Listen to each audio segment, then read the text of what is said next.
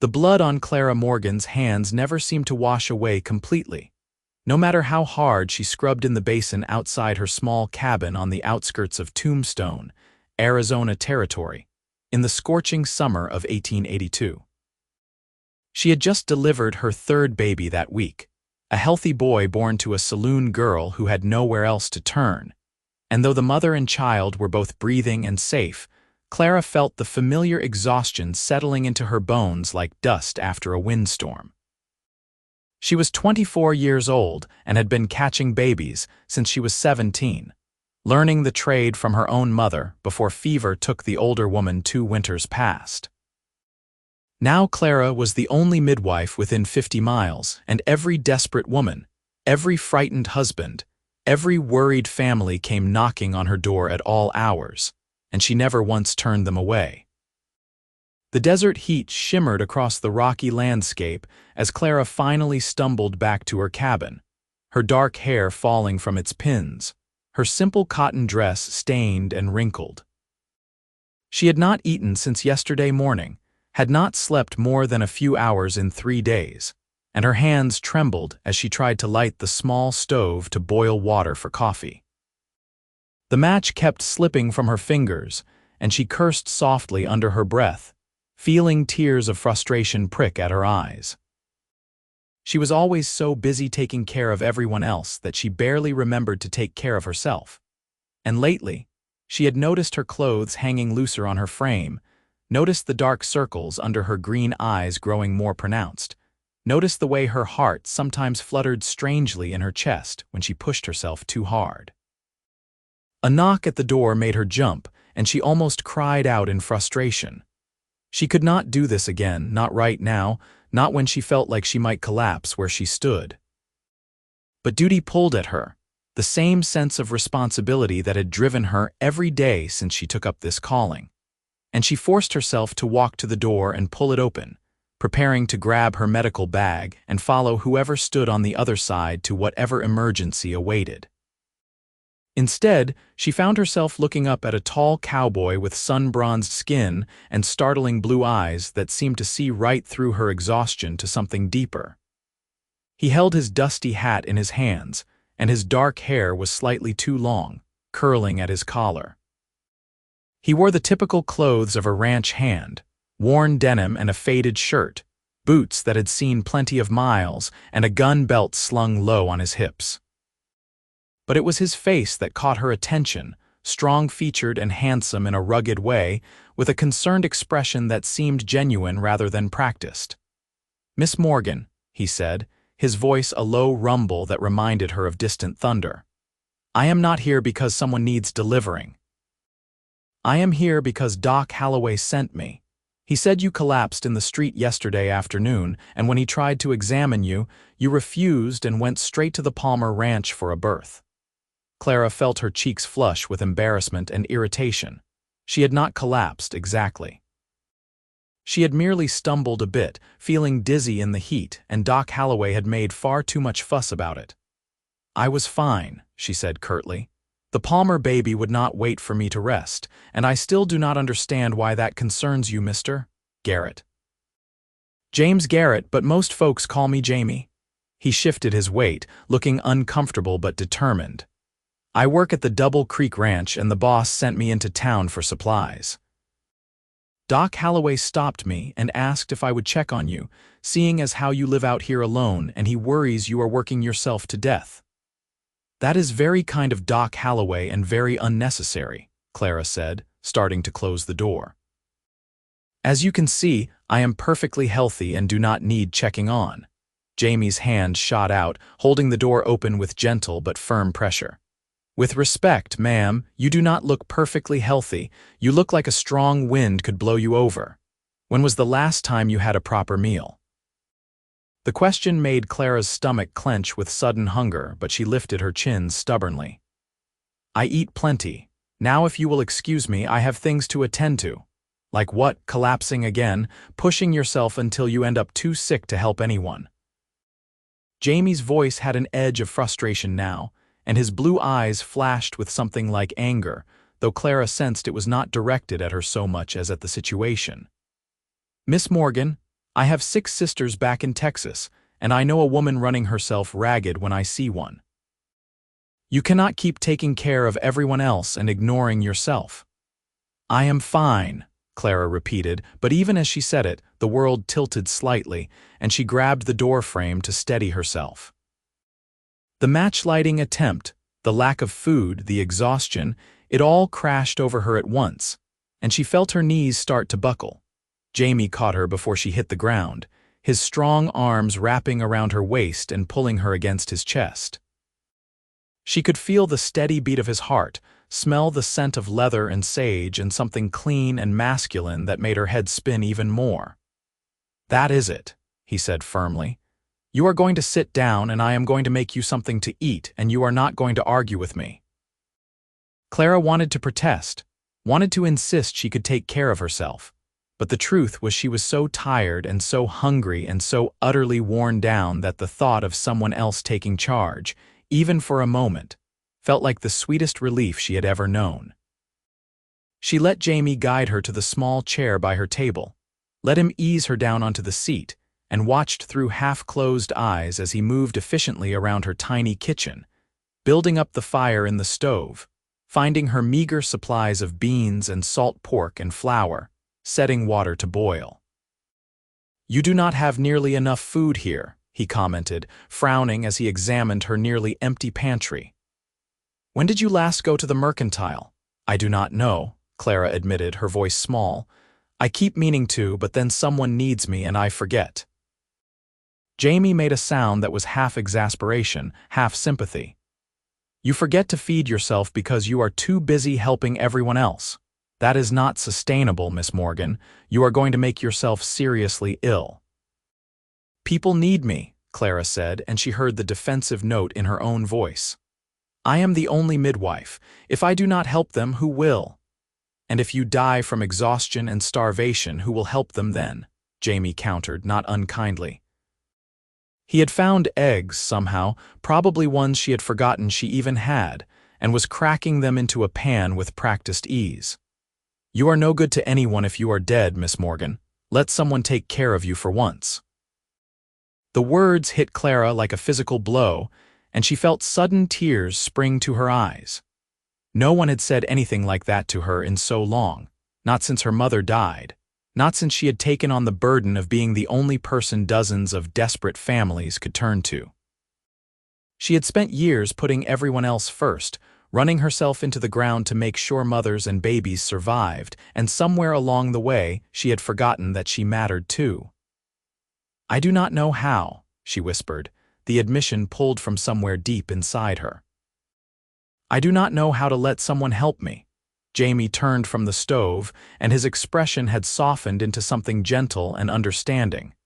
"Then let me teach you," he said quietly, "starting with eating this breakfast and getting some rest." Clara nodded, not trusting herself to speak, and watched as Jamie finished cooking.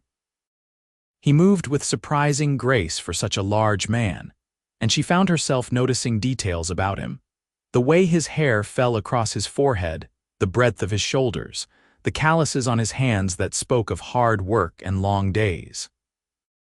He was younger than she had initially thought, probably only a few years older than herself, maybe 27 or 28. And there was something inherently trustworthy about him that made her want to lower her guard. When he set a plate of eggs and beans and fresh biscuits in front of her, Clara realized she was absolutely starving. She tried to eat slowly, with dignity, but found herself nearly wolfing down the food, her body crying out for sustenance after days of neglect. Jamie watched her with satisfaction, eating his own portion more slowly, and when she finally pushed back her empty plate, feeling more human than she had in days, he smiled at her. "Better?" he asked. "Much better," Clara admitted. "Thank you, Mr. Garrett," Jamie, he corrected. "And you are welcome. Now, when did you last sleep?" Clara tried to calculate and realized with dismay that she could not quite remember. "I slept some the night before last," she said uncertainly. "Some," Jamie repeated, shaking his head. "Miss Morgan, you are going to rest now. I am going to clean up here, and then I am going to ride back to the ranch and explain to my boss that I am going to be spending my afternoons checking on you. until you start taking better care of yourself." "You cannot do that," Clara protested, but her words were interrupted by a yawn so wide it made her jaw crack. "You have work to do. I cannot take up your time like that." The boss is a reasonable man and he knows Doc Holloway. When I explain the situation, he will understand. Jamie was already gathering up the plates, his tone brooking no argument. "Besides, I want to do this. I want to help you." "Why?" Clara asked, genuinely confused. "You do not even know me." Jamie paused, looking at her with those intense blue eyes. "Because I watched my oldest sister work herself sick taking care of our family after our ma died. She thought she had to do everything alone, had to be strong for everyone else, and she nearly killed herself doing it. I was too young then to understand, too young to help, but I am not too young now. And I can see you heading down the same path she did. So let me help you, Miss Morgan, please." The raw honesty in his voice made Clara's throat tighten with emotion. She nodded slowly, feeling something shift in her chest, some wall she had built around herself starting to crack. "All right," she whispered. "All right, Jamie, and you should call me Clara." His smile was like the sun coming out from behind clouds, bright and warm and genuine. "Clara," he repeated, and somehow her name sounded different on his lips, special and precious. "Now go lie down. I will finish up here and check on you before I leave." Clara wanted to argue more, but exhaustion was pulling at her like a physical weight, and the small bed in the corner of her cabin looked impossibly inviting. She rose on shaky legs and made her way over to it, not even bothering to remove her stained dress before she collapsed onto the thin mattress. She was asleep before Jamie finished washing the dishes, falling into the first deep, dreamless rest she had had in longer than she could remember. When Clara woke, the light had changed, slanting through her small window at a different angle that suggested hours had passed. She sat up slowly, feeling stiff and disoriented but also more rested than she had in days. Her cabin was spotlessly clean, she noticed with surprise. Everything tidied and organized, fresh water in the basin, wood stacked neatly by the stove. On the table sat a basket covered with a cloth, and when she investigated, she found bread, cheese, dried fruit, and smoked meat, along with a note in neat handwriting that said simply, "Eat something. I will be back tomorrow. Jamie." Clara held the note for a long moment, feeling an unfamiliar warmth spreading through her chest. She could not remember the last time someone had taken care of her like this, with such simple, practical kindness. It touched something in her that had been cold and lonely for a very long time, and she found herself looking forward to seeing Jamie again with an anticipation that had nothing to do with needing help, and everything to do with wanting his company. True to his word, Jamie appeared the next afternoon, riding up to her cabin on a sturdy buckskin horse with saddlebags full of supplies. Clara had been checking on the saloon girl and her baby that morning, making sure they were both healthy and recovering well, and had returned to find Jamie already at her cabin, concern on his face when he saw she was not home. "I was working," Clara said, feeling defensive again. "Mrs. Hayes and her baby needed checking on." "How are they doing?" Jamie asked, and his genuine interest made Clara relax slightly. "Very well. The baby is nursing strongly and Mrs. Hayes is recovering nicely." Clara watched as Jamie began unpacking his saddlebags, setting out more food, basic supplies, even a small bag of peppermints that made her smile. "You did not have to do all this." "I know," Jamie said, "but I wanted to. My boss gave me the afternoon off, and I thought I could help you with anything that needs doing around here. Your porch step is loose, and your roof looks like it might have some gaps that will be trouble come the rainy season." Clara looked around her small property with new eyes, seeing it as Jamie must see it, run down and neglected just like herself. She had been so focused on her work, on helping others, that she had let her own home fall into disrepair. "I suppose it could use some attention," she admitted. "Then let me help," Jamie said simply, and set to work. Over the next few hours, Clara watched him repair her porch step, patch the gaps in her roof, fix the hinge on her door that had been sticking for months. She tried to help, but he waved her off, insisting she should rest or at least do some of the lighter work like mending or sorting her medical supplies. They talked as they worked, easy conversation that flowed naturally between them. Clara learned that Jamie had grown up on a small ranch in Texas, the second of 8 children, that he had come to Arizona territory seeking opportunity and adventure, that he sent money home to his family every month and missed them terribly, but knew he had to make his own way in the world. In turn, she told him about her own childhood, about learning midwifery from her mother, about the deep satisfaction she got from bringing new life into the world, about the bone-deep loneliness that sometimes threatened to swallow her whole when she was alone in her cabin at night. She had never talked so openly with anyone, and there was something about Jamie that made her feel safe, made her want to share pieces of herself she usually kept hidden. "You ever think about having a family of your own?" Jamie asked at one point, and Clara felt her cheeks heat at the question. "Sometimes," she admitted, "but I do not see how I could manage it. My work takes up all my time, and what man would want a wife who has to leave at all hours to attend births? A man who understands that your calling is important," Jamie said firmly. "A man who respects what you do and wants to support you, not hold you back." He paused in his work, looking at her directly. "You deserve that, Clara. You deserve someone who sees how special you are." The intensity in his gaze made Clara's heart skip a beat, and she realized with a sudden rush of understanding that this was not just kindness or neighborly concern. Jamie was interested in her, truly interested, and the knowledge sent a thrill through her that was equal parts terrifying and exhilarating. She had not let herself think about romance or courtship in years, convinced that her work made her unsuitable for such things. But Jamie was looking at her like she was the most fascinating woman he had ever met, and it made her feel beautiful and valued in a way she had forgotten was possible. "Jamie," she said softly, not sure what she wanted to say but needing to acknowledge the moment between them. He smiled, that warm, genuine smile that made her insides flutter. "It is all right, Clara. We do not have to rush anything. I just want you to know that I see you, really see you, and I think you are remarkable." Before Clara could respond, the sound of hoofbeats and frantic shouting interrupted the moment. A man on horseback came galloping up to her cabin, his face flushed with panic. "Miss Morgan. You have to come quick. My wife, she is having the baby, but something is wrong. There is blood, so much blood." Clara was on her feet instantly, all thoughts of romance forgotten as her professional instincts took over. She grabbed her medical bag, already mentally running through complications and treatments, and turned to find Jamie right behind her. "I will ride with you," he said firmly. "You might need help and you are not going alone."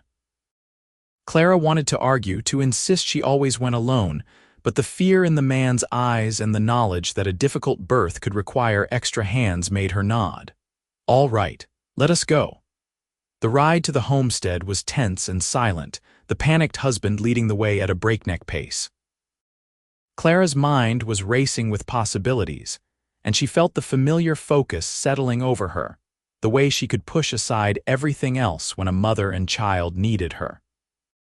But having Jamie riding beside her felt different, felt like she was not facing this alone for once, and it gave her a strange sense of comfort. When they arrived at the small homestead, Clara could hear the woman's screams from outside, and she knew immediately that this was serious. She rushed inside, Jamie close behind, and found the mother lying on a blood-soaked bed, her face gray with pain and blood loss. The baby was coming breech, Clara realized with a sinking feeling, and the mother was hemorrhaging badly. "Jamie, I need you to hold her steady," Clara commanded, her voice calm and authoritative despite the crisis. "Sir, I need you to boil water and bring me every clean cloth you have. Now."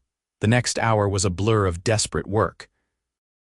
Clara had to manually turn the baby, her hands slick with blood, while the mother screamed and thrashed despite Jamie's gentle but firm hold.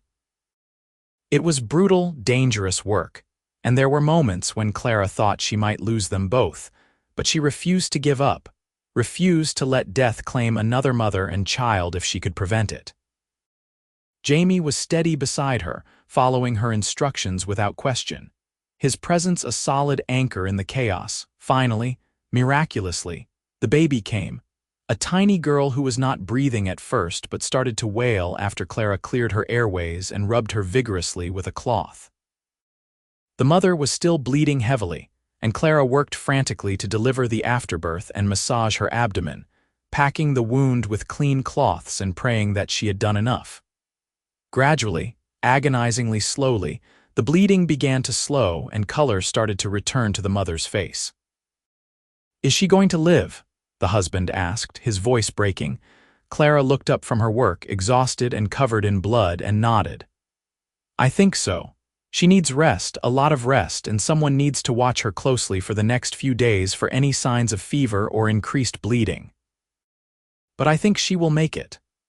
The man burst into tears, thanking Clara over and over, and she felt the familiar satisfaction of a job well done mixing with bone-deep exhaustion. She supervised as they cleaned and settled the mother and baby, gave detailed instructions for their care, and finally stumbled out of the cabin into the cool evening air. Jamie was there immediately, his hand on her elbow, steadying her. "That was incredible," he said quietly. "I have never seen anything like that. You saved them both, Clara." "We saved them," Clara corrected, looking up at him. "I could not have done it without your help. Thank you." "Always," Jamie said, and there was a weight to the word that made Clara's breath catch. They rode back to her cabin in the twilight, both too tired to talk much, but the silence between them was comfortable, companionable. When they arrived, Jamie helped her down from her horse, and his hands lingered on her waist for a moment longer than necessary. "You should clean up and rest," he said softly. "That took a lot out of you." "It always does," Clara admitted. "But usually I am alone afterward and it feels—" She trailed off, not sure how to explain the lonely crash that always followed the adrenaline of a difficult birth. "You are not alone now," Jamie said firmly. "Let me help you." He heated water for her while she stripped off her blood-stained dress, and she washed as best she could while he politely turned his back and prepared a simple meal from the supplies he had brought earlier. They ate together in the lamplight, and Clara felt a warmth spreading through her that had nothing to do with the food and everything to do with the man sitting across from her. "Jamie," she said finally, needing to address what was growing between them. "Why are you doing all this? Why do you care so much about me?" He looked at her for a long moment, his blue eyes serious and intent. "Because from the moment I saw you in that doorway, exhausted and stubborn and still ready to go help someone else, I knew you were someone special. Because you remind me of everything I admire most in a person, strength and compassion and dedication. Because when I look at you, I see the woman I want to spend my life with if you will have me." Clara's heart was pounding so hard she thought it might burst from her chest. "You barely know me," she whispered. "I know enough," Jamie said. "I know you are kind and brave and selfless to a fault. I know you have the most beautiful smile I have ever seen, even though you do not smile nearly enough. I know I want to take care of you the way you take care of everyone else. I know I am falling in love with you, Clara Morgan, and I think you might be falling for me too." Tears spilled down Clara's cheeks, but they were good tears, happy tears, tears of relief and joy and something that felt like hope. "I am," she admitted. "I did not want to be, did not think I had time for it, but I am. You make me feel like I matter, like I am worth taking care of, and I have not felt that way in so long." Jamie stood and moved around the table, kneeling beside her chair and taking her hands in his. "You matter more than you know, Clara, and I want to spend every day proving that to you if you will let me." "Yes," Clara said, the word coming out as half laugh, half sob. "Yes, Jamie, I want that too." He pulled her into his arms, and Clara let herself lean into his strength, let herself be held and comforted and cherished. When he tilted her face up and kissed her, it was gentle and sweet and full of promise, and Clara felt something in her chest that had been locked tight for years finally open, letting in light and warmth and the possibility of happiness. Over the following months, Clara's life transformed in ways she had never imagined possible. Jamie became a constant presence, riding out to her cabin every afternoon after his work at the ranch was done, helping with chores and repairs, making sure she ate proper meals and got enough rest. He accompanied her on difficult calls, providing an extra pair of steady hands and moral support during long, complicated births. He never tried to stop her from working or suggested she should give up her calling, but he made sure she took care of herself in the process. The people of Tombstone and the surrounding area quickly grew accustomed to seeing the midwife and the cowboy together, and there were knowing smiles and friendly teasing about when they might hear wedding bells. Clara found herself smiling more, laughing more, feeling lighter and happier than she had in years. Jamie brought joy into her life, and she realized she had been slowly dying of loneliness before he came along, withering away from lack of human connection and care.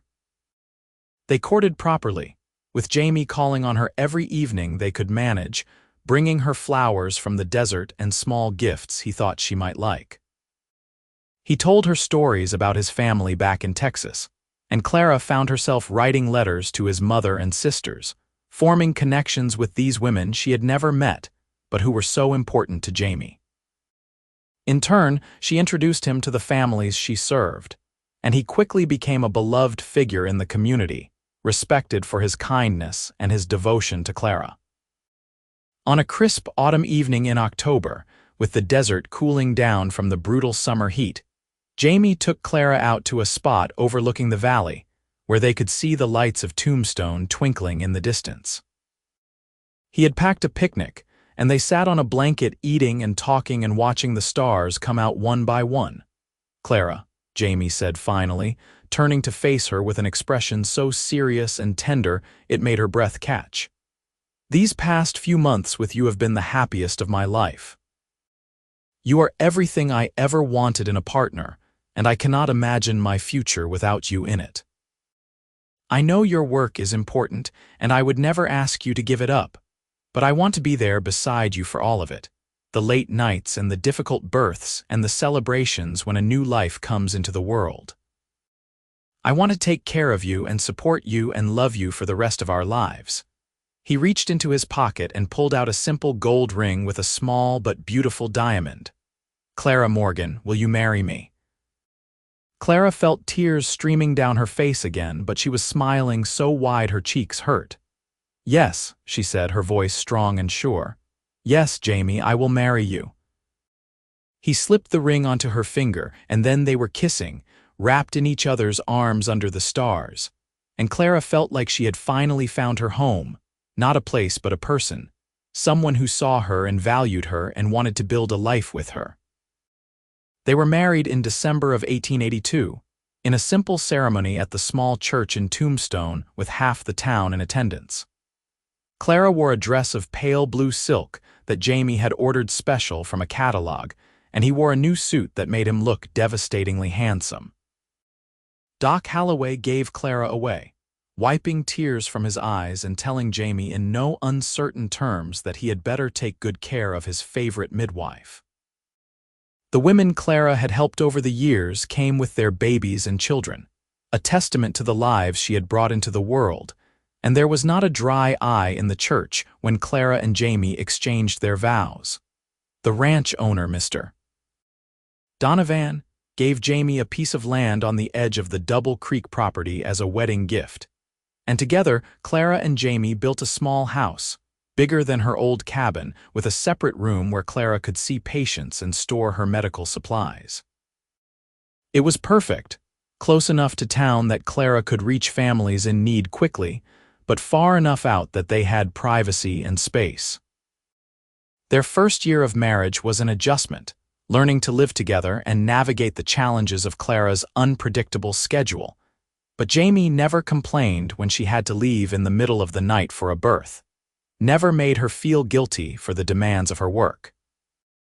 Instead, he made sure she always had clean clothes ready, food prepared that she could eat quickly, and his support no matter what. In turn, Clara learned to let him help her, to accept his care and concern, to trust that she did not have to do everything alone. In the spring of 1884, Clara discovered she was pregnant with their first child. The irony of the midwife becoming a mother was not lost on her, and she felt a mixture of excitement and terror at the prospect. Jamie was overjoyed, already talking about names and building a cradle with his own hands. And Clara found herself falling in love with him all over again, watching him prepare for their baby.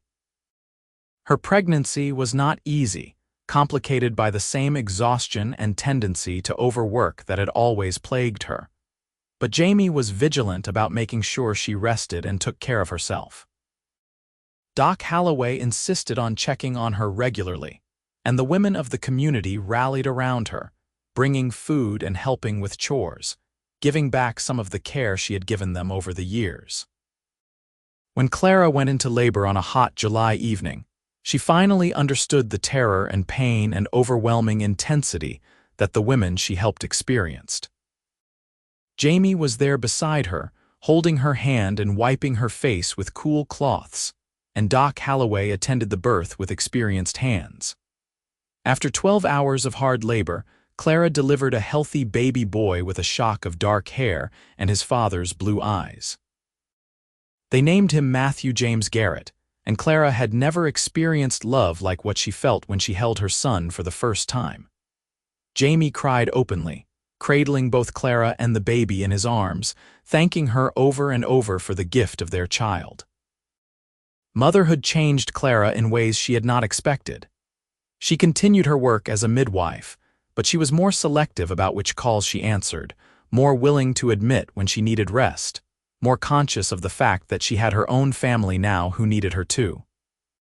Jamie took to fatherhood with the same steady devotion he brought to everything else, and watching him with Matthew made Clara's heart swell with love and gratitude. 2 years later, they welcomed a daughter, Sarah Rose, who had her mother's green eyes and stubborn determination from the moment she was born. And 3 years after that, another son, Daniel, who was quiet and thoughtful and gentle. Their house rang with the sounds of children laughing and playing, and Clara found that the joy of her own family blended beautifully with the satisfaction of her work, each part of her life enriching the other. The years passed in a blur of births and birthdays, of children growing and love deepening. Clara trained 2 younger women to be midwives, passing on the knowledge her mother had given her, ensuring that the community would always have skilled help for mothers and babies. Jamie rose to become foreman at the Double Creek Ranch, respected and valued by everyone who worked with him. Their children grew strong and healthy, Matthew with his father's steady nature, Sarah with her mother's compassion, and Daniel with a quiet wisdom all his own. On a warm evening in the summer of 1895, Clara and Jamie sat on the porch of their home, watching the sunset paint the desert sky in shades of orange and gold. Their children were inside, Matthew now 11 and helping his younger siblings with their lessons, and Clara leaned against Jamie's shoulder with a sense of deep contentment.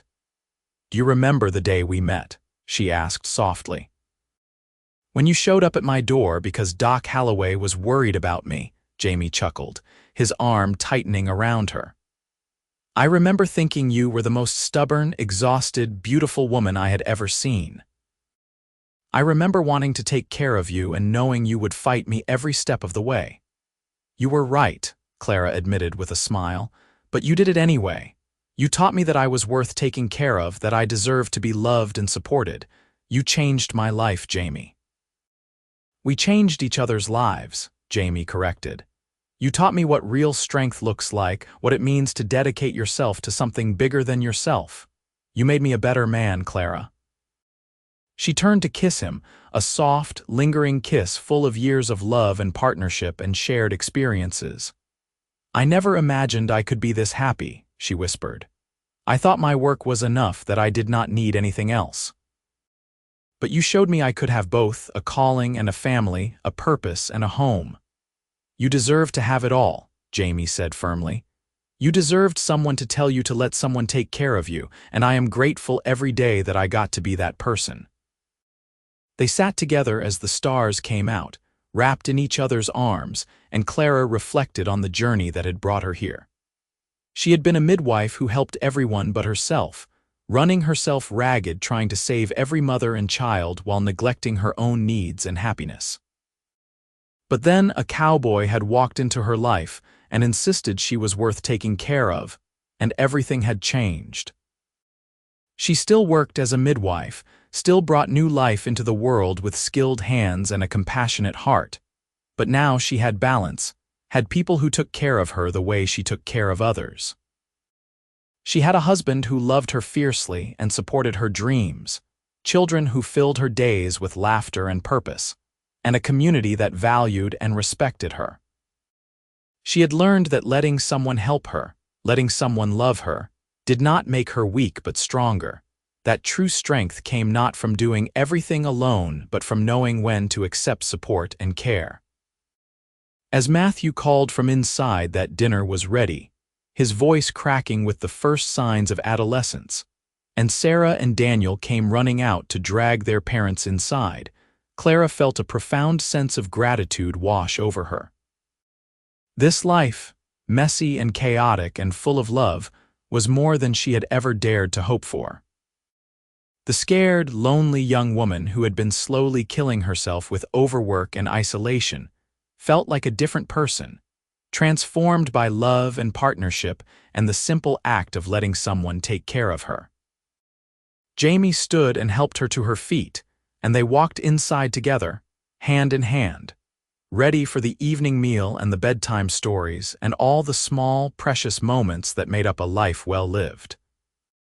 Clara knew there would be more births to attend, more mothers to help, more children to bring safely into the world, but now she also knew she would never face any of it alone. She had Jamie beside her, steadfast and devoted, and their children growing strong and happy, and a community that supported her the way she had always supported them. The desert wind whispered through the open windows, carrying the scent of sage and dust and the promise of rain, and Clara smiled, feeling utterly and completely at peace. She had found her place in the world, not just as the midwife who helped everyone, but as the woman who had finally learned to help herself by letting love in. And in the warm embrace of her family, surrounded by the people she loved most in the world, Clara knew without a doubt that she had found her happily ever after, earned through years of sacrifice and service, but finally claimed with both hands and a grateful heart. The years continued to unfold with a gentle rhythm that brought new joys and challenges. Matthew grew into a fine young man, choosing to follow his father into ranching but with a deep respect for his mother's work that made him beloved by the families in the area. He married at 21, a sweet-natured girl named Elizabeth who had been delivered by Clara herself 20 years earlier, and the continuity of it made Clara cry happy tears at their wedding. Sarah, true to her determined nature, decided she wanted to become a midwife like her mother, and Clara took great pride in training her daughter in the skills that had been passed down through generations. Together they attended births, and Clara watched with maternal satisfaction as Sarah developed her own style, her own way of comforting laboring mothers and bringing new life safely into the world. It was a legacy Clara had never dared to dream of, seeing her work continued in her own daughter. Daniel, the quiet youngest child, surprised everyone by developing a talent for drawing and painting, capturing the beauty of the desert and the people in it with remarkable skill. His sketches of his mother at work, focused and compassionate, became treasured family keepsakes, and several families commissioned him to draw portraits of their newborns delivered by Clara and Sarah. As Clara moved into her late 40s and then 50s, she gradually stepped back from the most demanding aspects of midwifery, letting Sarah take the lead while remaining available for consultation and support. Her body, worn down by years of hard work and late nights, deserved the rest, and she took it without guilt, secure in the knowledge that she had trained her replacement well and that the community would continue to be cared for. Jamie retired from his position as foreman when he turned 60, and together he and Clara enjoyed a slower pace of life, spending time with their growing collection of grandchildren and helping their children establish their own homes and families. They took trips together, visiting Jamie's family in Texas, and marveling at how the world was changing as the new century approached. On their 25th wedding anniversary in December of 1907, their children threw them a celebration that brought together everyone whose lives Clara and Jamie had touched over the years. The small church was packed with people, with mothers Clara had helped and babies who were now adults with children of their own. With ranch hands Jamie had worked alongside and families who had benefited from their kindness and generosity. Speeches were made and tears were shed, and when Jamie stood to thank everyone, his blue eyes, still bright despite the gray in his hair, found Clara's across the room. 25 years ago, he said, his voice carrying easily through the quiet church, I met a woman who was killing herself trying to take care of everyone else. She was the bravest, most selfless person I had ever encountered, but she had forgotten that she deserved care too. I told her that day to let someone take care of her, and she gave me the greatest gift of my life by letting me be that person. He walked over to where Clara sat, taking her hand and pulling her to her feet. Clara, you have made every day of these 25 years an adventure and a joy. You have given me 3 incredible children, a home filled with love, and a partnership that has sustained me through every challenge. You are still the most remarkable woman I have ever known, and I am grateful every single day that you agreed to marry me. Clara, tears streaming down her face, looked up at her husband and felt the same rush of love she had felt all those years ago when he had first told her she was worth taking care of. You saved my life, Jamie, she said, her voice thick with emotion. Not in a dramatic way, but in all the small, daily ways that really matter. You taught me that I could be strong and still accept help, that I could have a calling and a family, that I deserved to be loved and cherished. Everything good in my life flows from the day you walked through my door and refused to let me push you away. They kissed to thunderous applause and cheering, and Clara laughed through her tears, feeling surrounded by love and community and the rich, full life they had built together. This was what happiness looked like, she thought, not perfect or easy, but real and earned and infinitely precious. As the celebration wound down and their children helped clean up, Matthew approached his parents with a serious expression. Mother, Father, Elizabeth and I have something we want to ask you.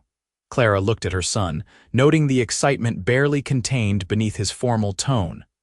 What is it? We are building a house on the northern section of the ranch, and we want to build a small clinic next to it.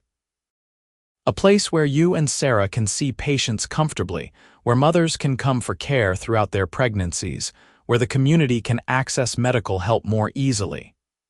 Matthew's words came faster now, enthusiasm breaking through. Mr. Donovan has agreed to donate the land, and several families have pledged money for construction. We want to call it the Morgan Garrett Clinic, in honor of the work you have done for this community for over 30 years. Clara was speechless, overwhelmed by the generosity and thoughtfulness of the gesture. Jamie squeezed her hand, his own eyes suspiciously bright. That is incredibly kind, Clara finally managed, but I am mostly retired now. Sarah does most of the work. Which is exactly why we need a proper facility, Sarah said, stepping forward. Mother, you have been working out of our homes and riding all over the territory for decades.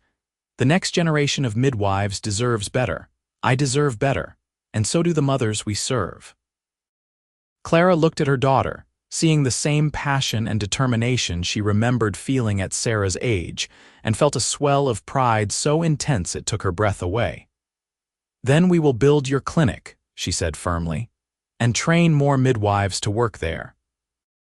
And make sure every woman in this area has access to skilled care when she needs it most. The clinic was completed in the spring of 1908, a beautiful adobe building with several examination rooms, a birthing room with modern equipment, and living quarters for midwives to stay during long labors. The grand opening was another community celebration, with Clara and Sarah cutting the ribbon together while Jamie and Matthew looked on with proud smiles. Over the following years, the clinic became a hub of care and community, with Sarah training 3 additional midwives and expanding services to include basic medical care and health education for women. Clara visited regularly, consulting on difficult cases and sharing her decades of experience, but she finally had the leisure to enjoy her later years without the constant pressure of being the only person available to help.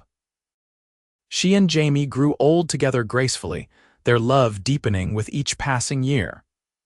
They sat on their porch in the evenings, holding hands and watching the desert sunset, recounting stories of their life together and marveling at the family they had created. Their children were happy and successful, their grandchildren numerous and beloved, and the community they had served for so long continued to thrive. In the summer of 1920, as Clara turned 62 and Jamie 65, they took a trip, just the 2 of them, to the coast of California, something they had always talked about but never done. They stood on the beach watching the Pacific Ocean, so different from the desert they knew, and Clara reflected on the journey that had brought her here. "Do you have any regrets?" Jamie asked, as if reading her thoughts. Clara considered the question seriously. "I wish I had learned sooner that accepting help is not weakness," she said finally. "I wasted years being lonely and exhausted because I thought I had to do everything myself, but I do not regret anything after the day you walked into my life. That was when my real life began." Jamie pulled her close, kissing her temple. "Mine too. You gave me purpose and partnership and a love I never thought I would find. Every day with you has been a gift, Clara." They returned home renewed and refreshed, ready for whatever years remained to them. Clara continued to be involved with the clinic in an advisory capacity, and Jamie remained active in the ranch operations, though at a reduced pace. They were beloved fixtures in the community, the midwife and the cowboy who had helped so many people over the decades, and their story was told to new generations as an example of love and service and the importance of caring for others while also caring for yourself. As Clara lay in bed at night, wrapped in Jamie's arms, listening to his steady breathing and feeling the solid warmth of his body beside hers, she thought about the young woman she had been, desperate and exhausted, and convinced she had to carry the weight of the world alone. That woman had been saved by a cowboy who saw her worth when she could not see it herself, who insisted she deserved to be taken care of, who loved her with a devotion that never wavered through decades of joy and challenge. She had been a midwife who helped everyone but herself, but Jamie had taught her the most important lesson of her life, that true strength comes not from refusing help, but from building a life with people who love and support you. And in learning that lesson, Clara had found not just survival but genuine happiness, not just existence but a life rich with love and purpose and connection. The desert wind whispered through the curtains, carrying memories of all the years that had passed, all the lives touched, all the love shared. And Clara smiled in the darkness, knowing that when her time came, she would leave this world with no regrets, secure in the knowledge that she had lived fully and loved deeply, that she had helped countless people but had also, finally, learned to help herself. She had found her happily ever after not in spite of her calling but because of it, enhanced by a partnership that made everything richer and more meaningful. She was the midwife who had learned to let someone take care of her, and in doing so had discovered that she could have everything she needed, a purpose, a family, and a love that would last beyond death itself into the stories told by her children and grandchildren, a legacy not just of the lives she had helped bring into the world, but of the love she had allowed into her own heart.